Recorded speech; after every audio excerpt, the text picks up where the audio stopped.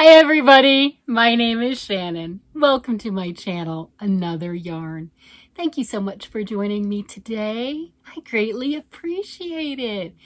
It's Monday, and that is my weekend review. That's the one where I like to get together and pull all of the things that I have worked on. Some got finished, some didn't, you know how that goes, right? And share them. And sometimes it surprises me.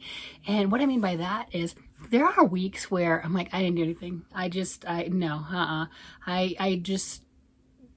know, mindless knitting, mindless crocheting, right? Whatever your easiest project is, that's all I've got the brain power for. And other weeks, it's like, what do you mean I did all that in a week? Are you kidding me? How did that happen?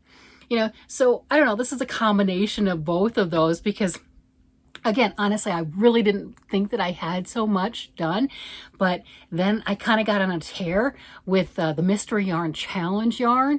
Elaine O from Penguin Crafts sent me some very 70s theme colors and everything, and I had a lot of fun creating squares. And before I knew it, I had a decent sized stack done, and these are like 5-inch squares, you know, and they can be crocheted together and part of a larger blanket.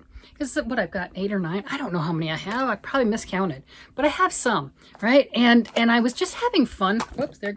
Oh, needle down. There goes my stitch markers. Oops.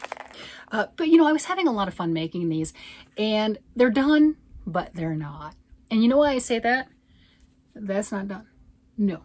When your square, as cute as it is, looks like that, and it's not supposed to have fringe, it's not done. So that is one of them. And these were some of the things that I made color-wise for the Mystery Yarn Challenge. I got four colors of yarn, 4 different types of yarn that Elaine sent me, and this has all 4 of them in it. So I was having fun trying to make just outlandish, fun, absolutely adorable squares. You might have already seen it because I had a whole video on it. But this is the whole week all in one, right? But I was having so much fun with this. And, you know, look at those ends. I mean, you can just, oh my. But so I don't really count these as done until the ends are woven in because, let's face it, I'm not going to leave it like that. That's not how you finish a blanket off. Especially since the plan is to make the blanket and send these finished assembled squares off to camp for blankets for Camp Boggy Creek. And you know, they won't start collecting these again until August. Well, if I just make a few squares here and there that are bright and fun and sunshine, and I put them all together all haphazard, I mean, these orange and yellow and brown squares will go with some, I dropped them, some turquoise squares, some whatever I come up with somewhere along the line, right? I mean, I don't know, you know, who knows what I come up with? I mean, these weren't planned. I mean, they were planned as far as make something, but not necessarily planned as far as that's what it's going to look like. This is the best representation. I mean, look at that. Is that not a lion's face right there? Oh my gosh, that is a lion. That is 100% a lion. But if you look at it, I didn't do anything different for that. That's just literally how the yarn wound up. That is just, I didn't do any color controlling. That's the variegated yarn and the brown on the outside. I mean, that's just what it did. And that's my favorite square. And I don't think I could have planned it any better, you know, to try to make that look like a lion. I just think it's great. So those incorporated into another blanket, I think will be fantastic. This one was fun. That right there, I just kept slip stitching. I think it was slip stitching. Yeah, those were just slip stitches around the double crochet. So there were 12 double crochets on that first round. And then I just slip stitched like around the post. And I did that, and I kept going around and around and making it, you know, closer and closer. And that made that flower look. Isn't that cool?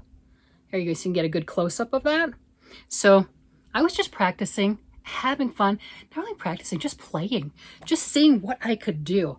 I love this one, this, you know, because it's not just the even star all the way around and everything, so it's got that different shape and point on it.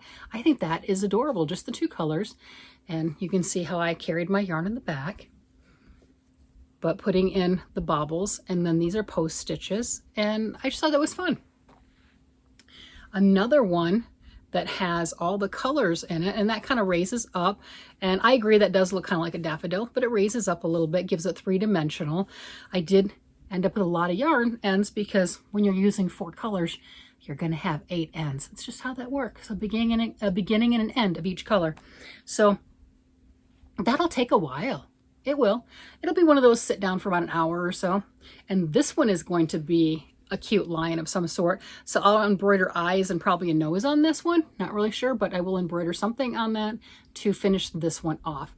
But you can see that I was having so much fun with these. There's just no doubt. And look at this.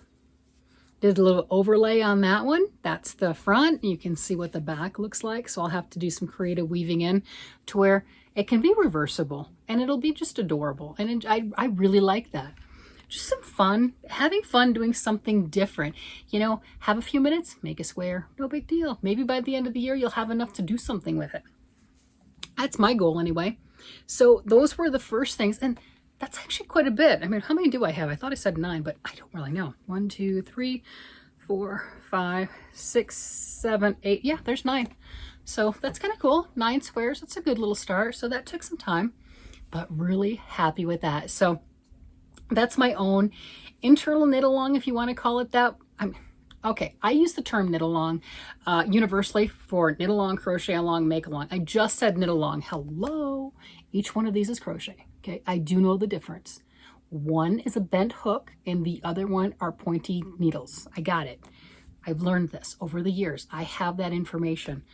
I have the knowledge. I can do it. So yeah, that was a lot of fun doing that. So those are done, but not done. And that's only because the ends have to be woven in.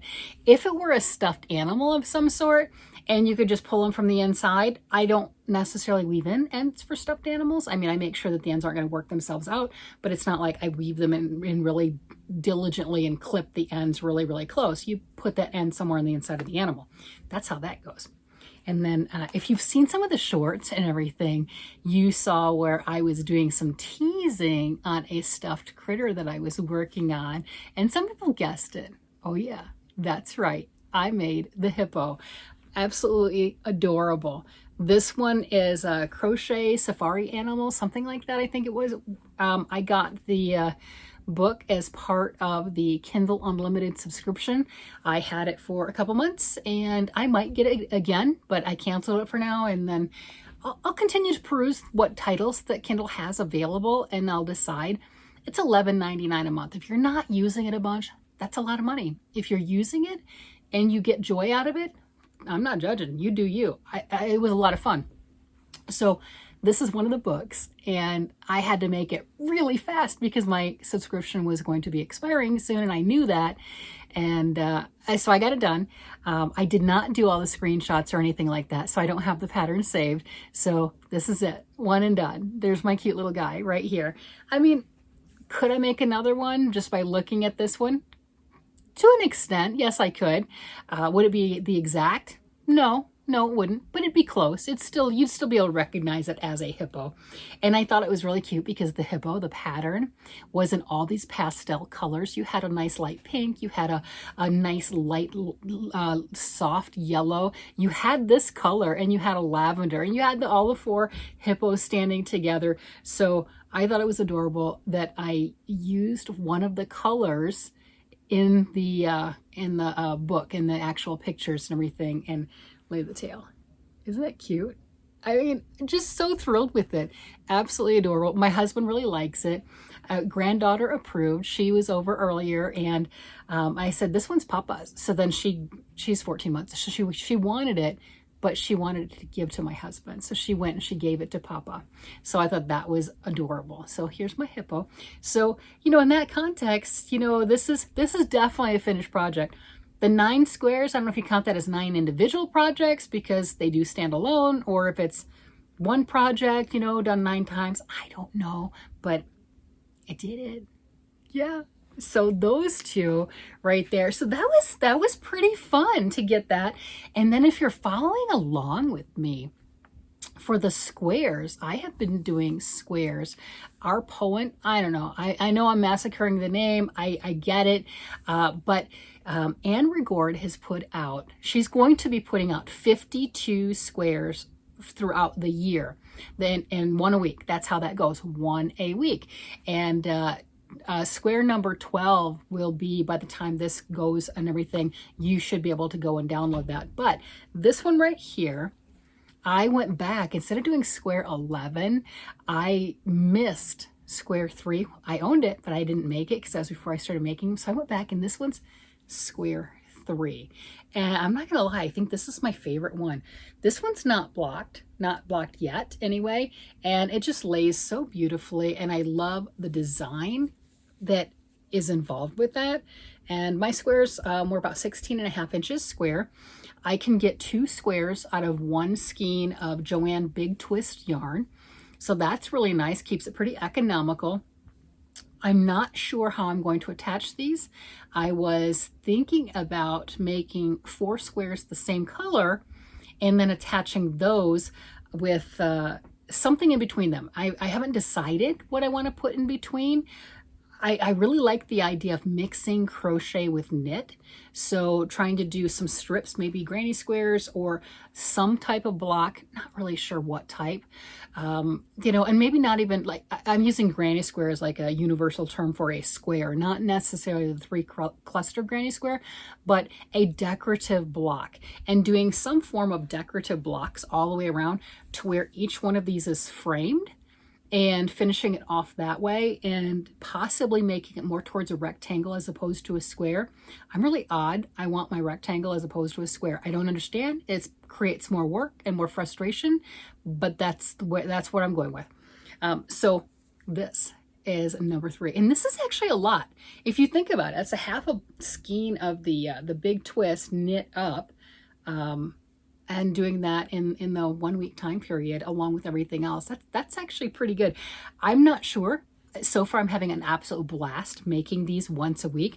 We'll see how many of them I get done, and then what do I do with all of them? Because as big as mine are, since I'm using the worsted weight yarn on size 8 needles, that would be huge if I were to try to put all of them or the majority of them into one blanket. That would be, you know, make a king size blanket look tiny, I'm pretty sure. You know, you wouldn't be able to wash it. I mean, you could literally wash it, but you'd have to go to the laundromat, to one of those industrial sized laundromat washing machines, you know, the ones with the big comforters and everything go in. You'd have to do something like that.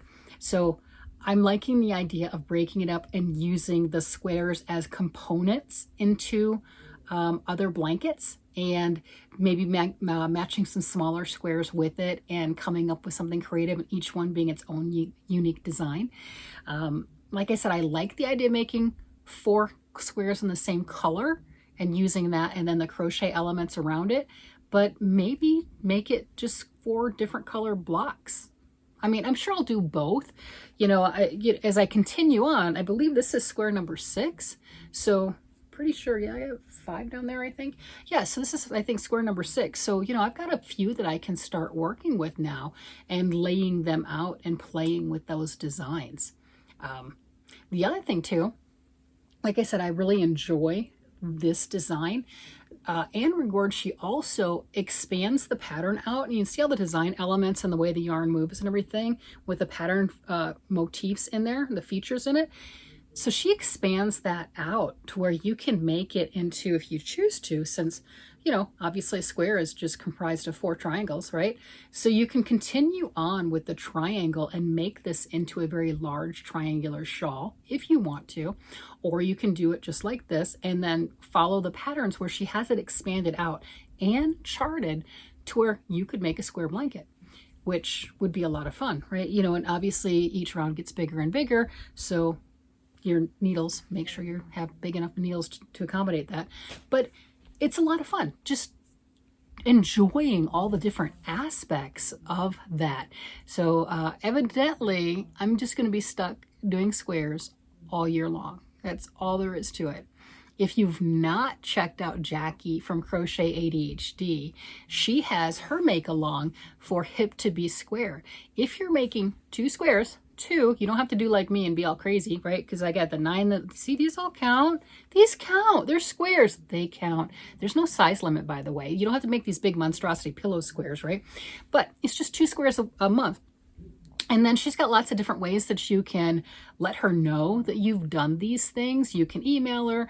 She's got a group on Ravelry. I think she's on other social media also. But there's different ways, and they're doing quarterly prizes, and they're getting ready at the end of March to do that. So you still have time to follow Jackie, Crochet ADHD, make a couple squares, and get in on the action. I mean, if you're making squares anyway, you might as well join in. She's a lot of fun to watch anyway. I've definitely enjoyed watching her. She's funny. She's quirky. She makes me laugh. It's pretty cool. She makes my husband laugh too. I love to hear him laugh. So I make sure when I watch her videos, I'm sitting next to him and he's doing his own thing, but don't, you know, he's listening. You know, because he starts laughing, you know he's listening, and he'll make comments too. So that's really kind of funny.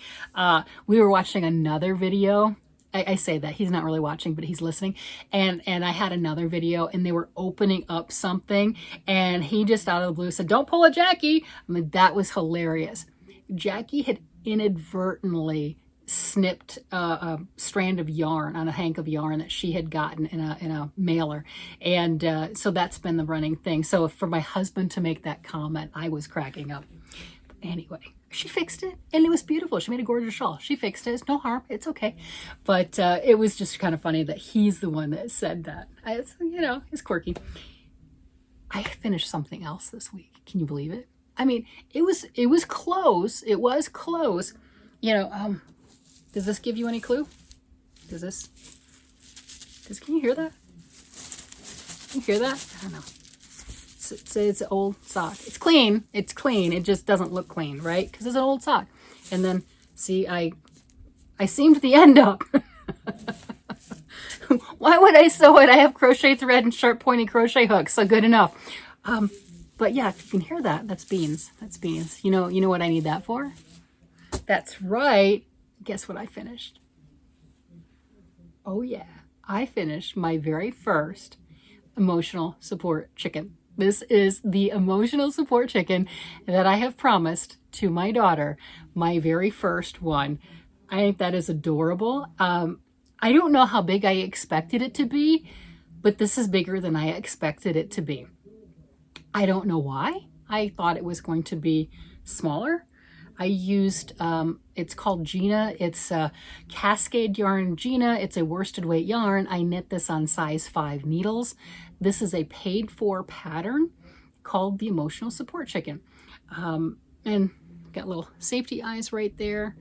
But this was the 2 skeins of Gina. I did have some left, but it was 2 different colorways. And I thought I did a pretty good job of putting that together with mixing those. I got the chicken done and I thought, great, I'm ready to sew it together. No, there's this piece, the gusset is what I would call it, but the underbelly, right? Had to do that piece. So that took a little bit longer. And then I think I had it sitting there for a week, mocking me. Yeah, it was ready. It was so ready to be sewn together and I just didn't have it in me. I really didn't. You know, this is sewing together garter stitch. And I think I did a really good job. You know, I mean, I seamed down here, right down right at the throat, and then putting in this elongated diamond. And yeah, I'm pretty pleased. I mean, look at that seam. That's not, you know, a horrific thing. It doesn't look like I had a lot of patchwork going on. That's pretty cool. And like I said, I took a sock like this and I could not find my polyfill pellets. I've got a bag around here. Thought I knew where they were. I didn't. So this has pinto beans because I had a bag of dried pinto beans. So that's what's in there to add weight. And that'll make it sit straight, sit better. It sits right here perfectly. I mean, you can hear that. You can see that that's just, it's going to land just like that and it's going to sit there. So this is my daughter's emotional support chicken that she can hug and hold and love and whatever she wants to do with it. But this is the new craze. Everyone is making them. That's right. Everyone's making chickens. So there you go. Pretty sure I'll have more chickens. They are cute. I I was surprised with this. I think the pattern said using size 6s or 7s or something crazy like that for the worsted weight yarn, which I thought was way too large. I'm like, I don't know who's knitting that tight with size 7s and worsted weight yarn that they can do garter stitch and not have that stuffing show through. I've got a friend who's pretty murderous on her yarn. She's just like really tight. But to me, I mean, it's not like glaring or what have you, but it could have been a little tighter as far as I'm concerned.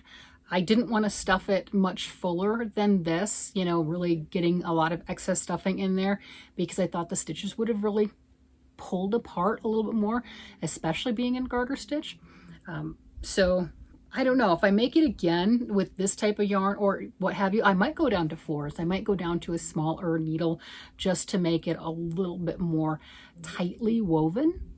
We'll see. But that's what I have so far. I have 4 finished projects this week.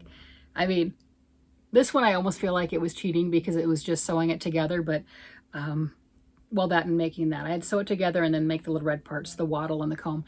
But that's a bit. I don't know. If you make stuffed things or things that need to be sewn together, do you have to kind of get yourself prepared mentally to do that? No, I'm not a mental case. That's not what I'm getting at. I'm not saying that. But be in the right mindset, the right frame of mind. You know, we had all that snow and I didn't want to do anything except for mindless knitting, mindless crocheting. That's it. Like my car project, I did get a bunch on my car project, which is in the car. So you don't get to see it today. It's in the car. But I did get a bunch on that because that was straight stockinette. That's knit every stitch, just around and around and around. Got it. These were easy and mindless for me because it told me what it wanted to be. Like that yarn, it said it wanted to be that. I couldn't have planned that. But, you know, I had to just sit earlier today. Actually, I sewed this together today, but I had to kind of get in that frame of mind and just a little bit more relaxed. And I'm not going to lie, my husband called me out. Yeah, that's pretty much why I got on it and started to sew it together. Probably would have been another week had he not. If you're married and you have a good relationship with your spouse, then you understand what I mean by they can push your buttons. Right. So he knows how to push my buttons, and not in a negative way, not in that type of a thing, but he does know how to spur me on and egg me on and things like that to get me to do things that I'm putting off. And sewing this cute little chicken together is something I was definitely putting off. So I'm really happy that I did it. It wasn't as difficult as I was thinking. And, you know, sewing it together is not hard. That's not what I'm getting at. But sewing it together to have professional looking, or at least good enough results, that's another story. Most of my stuffed things have character. That means they're crooked. That's what that means. That means they're crooked. That means some part of them is crooked. Their nose is crooked, their eyes are crooked, they're shrugging like this on their shoulders, one arm's longer than the other, you know, they've got a big foot and a little foot. I mean, you name it, right? They've got character. So I have to be in the right frame of mind, or they might have too much character. Yeah, we all know what that means. Yeah, it's like, oh, isn't that special? Yeah, it's special. So there's my chicken. And I think that it's just cute the way that it is, and not in the character kind of cute, you know what I mean? Yeah, it's just cute. So got that one done. So boy, that's 4. Oh, and then that's 3. And then you probably saw this one. I don't know if you did or not, but I finished my first tapestry crochet project, and it was really easy. It really was. I like the way that looks. It's just a round circular bag, right? So there's the bottom of it. It can still be lined. I haven't lined it or done anything with it, but I can line it. I can put a base on it, or I can leave it as is so it can fold down like that, because I think that's cute too. The drawstring, as you can see, I have this little tassel-y end that I left. I like the cord. I think the cord kind of makes it. It really, it's the finishing touch that it needed, and I just like the way that just kind of hangs down right there. You know, that's just adorable. It has been suggested that I hold on to this until one of my granddaughters is at a point where they might enjoy purses or bags. And I think I'm gonna take that advice, because right now they're not there. I've got 3 granddaughters, and none of them have really expressed an interest in having little purses or bags or anything yet. That doesn't mean that they won't. Who knows what they're interested in? I mean, I'll try to, you know, cater to their wishes and make things that they might enjoy. But until then, you know, I've got lots of things, and it'll find a home. It will. I will find somebody that will love it. That's just how that works. I enjoy making things, and that's probably why I give so many away, is you can't keep everything. You can keep a lot, but you just can't keep everything. So I share. I do. I do like to share. So those are my finished projects. Yeah, I think I got all of them. I got 1, 2, 3, 4. Oh, that's like 5 things then, huh? Wow. I didn't know. Wow, that's a lot. Okay. I did not realize that. I thought I only had 4. See, I surprised myself. And then I was working on some stuff too.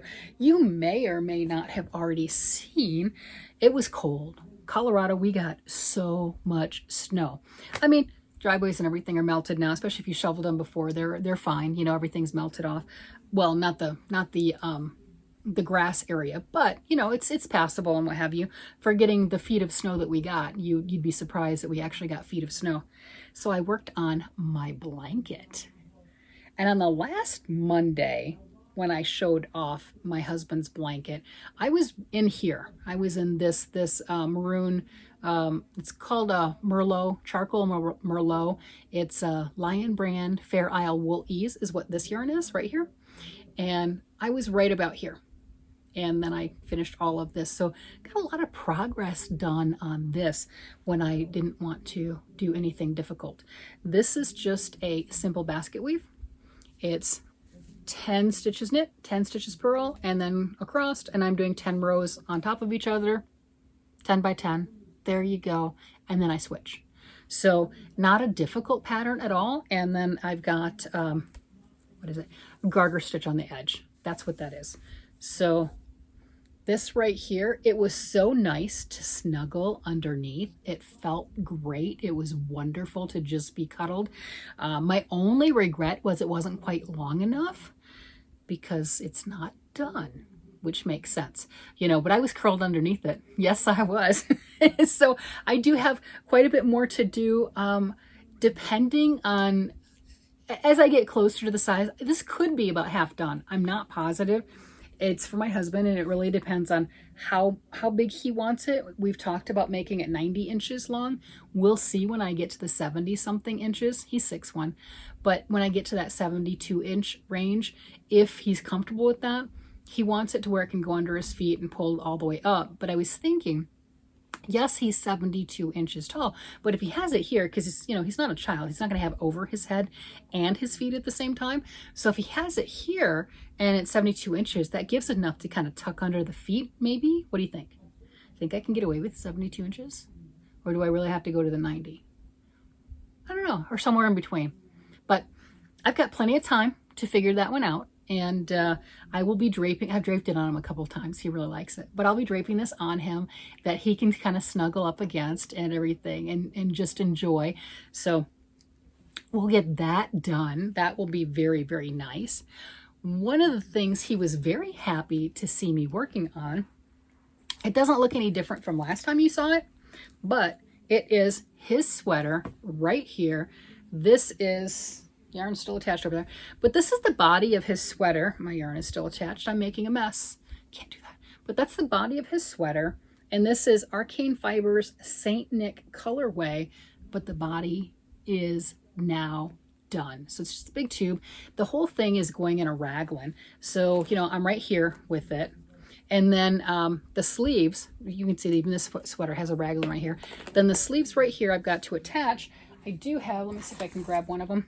I do have both of the sleeves at this stage with that lovely cable, which really pops. Even with the very busy yarn, that cable pops. This is out of my Viking knits book. This pattern is called Norse. It's my second pattern making from that book for my husband. I also made him the Papa sweater. So this sleeve is not quite long enough. What I need to do is take the little end caps off and put on try-on cables or something like that, because his arm's not going to fit through there, right? Put this on him, use the try-on cords also, and drape this on him to see how much more of the sleeves I need to add. And then both sleeves are at the same point, so I'll have to do it to both. If I have to add an inch, I'll have to add an inch to both sleeves. And then I can attach the body to the sleeves and start the raglan. So then that'll be exciting. It'll be a lot of stitches at the beginning, but every other row you decrease 8 stitches for the raglan, which is really, really nice. So raglans are fun like that, you know. Every other row you're really moving, you know, as it gets closer to that neckline. And his is just the crew neck for the neck treatment. That's what the pattern calls for, and I think that's what he wants. So it really won't be that difficult to do. I just have to, like I said, those are those decision-making points. Those are those I have to do something else points. That's why it was put on hold. But wind the yarn for one. I need to wind another skein for his sweater. I need to wind another skein for my sweater, and get out all the other try-on cables so then I can make sure that I'm doing it properly. I don't want to have to pull it out and do it again. You know, it's for him. I would do it, but I don't want to do that. And then go ahead and, you know, all of those stitches on a big cable needle and go for it. So once I get it set up, it won't be so bad. It's that whole getting it set up. It was kind of like once I decided to start working on the chicken and sewing it together, it wasn't bad. The procrastinating took longer than the actual doing. The procrastinating with what in my mind I made up was a lot worse than actually just going ahead and doing it. And I think it would be the same thing with that for him. Oh, you know what? I worked on something else too, and I forgot to show this last week also. And it was right there in front of me, and it's really, really bright. And you're like, how could you forget that of all things? I don't know. This is my friendship shawl. This is a Barocco knit along right now. I am not using the Barocco yarn. I'm using a Lang Noel yarn. I've not used it before. It is extremely light, but look at that. Look at those colors. That is just something else. I'm loving it. I think that each one of these little balls, normally this size ball in other yarns you would think of as a 50-gram ball. This stuff is so light. These are 25 grams. Pretty sure it's 25. I don't know. My ball bands are somewhere. But this whole thing is less than one skein of sock yarn for an adult pair of socks, right? And that's what this whole shawl is going to be. It screamed spring to me. It screamed happy and bright and joyous. And I started it before our snowstorm. Yeah. So I've got quite a bit done on this. I am doing fingering weight on mine. The pattern calls for Malabrigo Dos Trios. I don't know, can't pronounce it right, but it's a DK weight yarn using size 7 needles. I'm using a fingering weight yarn on smaller needles. I don't remember what size I'm using at the moment. 4s or 5s, maybe 5s. I don't know, can't tell. It's tiny, right? I mean, the needle's not necessarily tiny. I'm just saying there's actually print somewhere on the shank right here that tells you, and you've got to get it in the right light and squint properly to see what that says, if I haven't worn it off. But that's what I have right now. If you are doing the knit along for this and you're using the Barocco yarn that they call for, or another Barocco yarn, and there's the Barocco hashtag that they're using, you can be entered in to win prizes. I will probably put this on the hashtag anyway because I'm making the pattern, but I'm not eligible because I'm not using the Barocco yarn. So there you go. If you already got it and you plan on making it, go for it. You might as well try to win a prize. I don't know what the prizes are, but you know, whatever, you could do it. So that's what I've gotten done this week. Those are my projects that I'm working on. All of the finished projects. The squares still need a little love since they've got all those ends to weave in, but it's been more of a productive week than I thought. Let's put it that way. I'm just there. Like I said, there were a couple days there that I didn't want to do anything that had thought. I wanted no thought. So to have so much that got done was pretty cool. You know, even if it was just the end pieces, the finishing touches, sewing it together, that's a project in and of itself. I think I need a golden star. I want my golden star. Well, with that, everybody, I'm going to let you go. You guys have a great day, night, evening, whatever it happens to be. And I will talk to you again later. Bye-bye.